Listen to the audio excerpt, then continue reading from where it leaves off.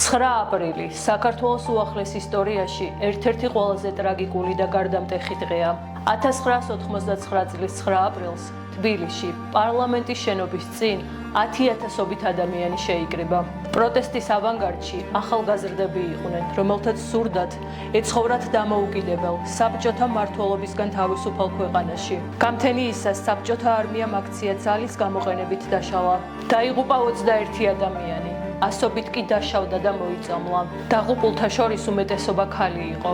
მსოფლიოს თითქმის ყველა ქვეყნის საინფორმაციო საშუალებებმა გააშუქეს საქართველოში მომხდარი სისხლისღვრის ამბები. 9 აპრილის ტრაგედიიდან 2 წლის თავზე საქართველომ აღიდგინა 1918 წელს მოპოვებული და საბჭოთა ოკუპაციის შედეგად 1921 წელს დაკარგული დამოუკიდებლობა.